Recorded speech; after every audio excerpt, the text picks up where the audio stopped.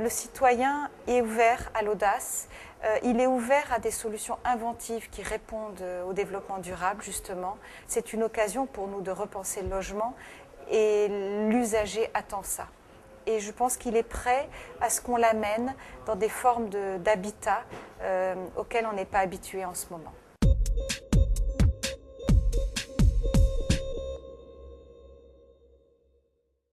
Être modulaire, permettre de la flexibilité, ne pas s'abîmer dans le temps parce qu'il y a le confort visuel. On ne peut pas, sous prétexte d'être très HQE, faire un projet qui, dans 10 ans, devienne vétuste, abîmé, etc.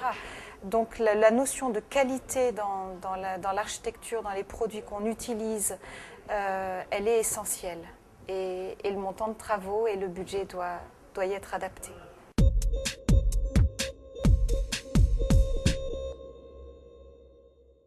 La contrainte environnementale, pour moi d'ailleurs, on ne devrait plus l'appeler contrainte, c'est une nécessité vitale.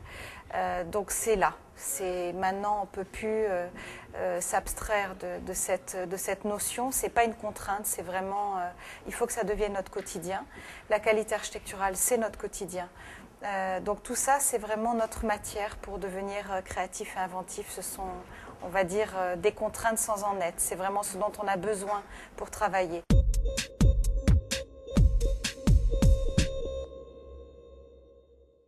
Souvent il est trop faible et qu'on n'arrive pas à vraiment s'épanouir dans une vraie valeur ajoutée pour le logement.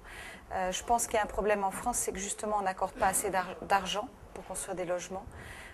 Donc bien sûr on arrive toujours à quelque chose, mais le côté frustrant quand même c'est qu'on arrive à très peu, que c'est une énergie énorme et qu'avec un tout petit peu plus d'argent on arriverait vraiment à développer des idées beaucoup plus loin.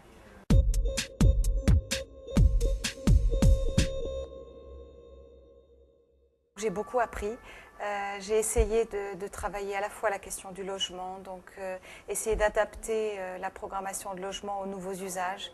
Je me suis vraiment posé de nombreuses questions sur un peu tous les aspects d'usage du logement. Et puis j'y ai additionné toutes les questions sur la haute qualité environnementale. C'est-à-dire qu'à chaque problématique vraiment de développement durable, j'ai essayé en même temps que les thèmes abordés puissent amener des valeurs ajoutées en termes d'usage. J'ai essayé vraiment de repenser profondément toute la programmation du logement et aussi toute la valeur ajoutée que peut apporter le développement durable dans un programme de logement.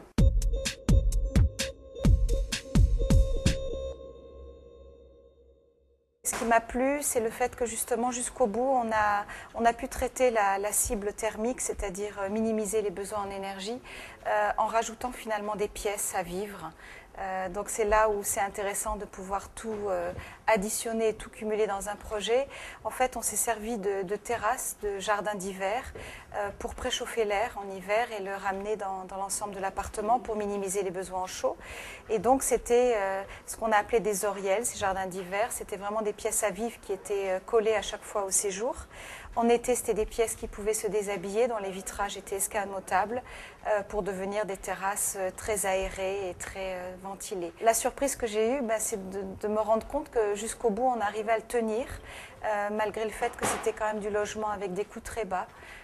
Donc ça a été une bonne surprise de se rendre compte qu'au travers de la haute qualité environnementale, on peut apporter des valeurs d'usage, on peut remettre en cause des choses un peu préétablies, on peut être inventif et on peut améliorer le mode de vie aujourd'hui dans les logements. La ville de demain peut être un lieu de vie extraordinaire à condition que élus, promoteurs et architectes s'attachent à trouver de nouvelles réponses pour l'habitat, pour notre cadre de vie, des réponses qui passent, je pense, souvent par des nouvelles densités, des nouvelles formes de volumétrie, par des tours, par des nouvelles mixités, par une ouverture à certaines flexibilités, par une inscription audacieuse dans le développement durable.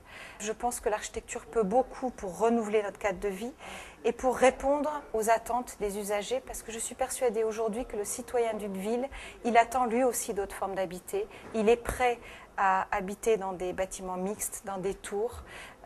Il est prêt à quitter son logement individuel ou semi-collectif. Il est prêt à vivre des aventures de logements qui d'ailleurs se prêtent plus à ces nouveaux modes de vie.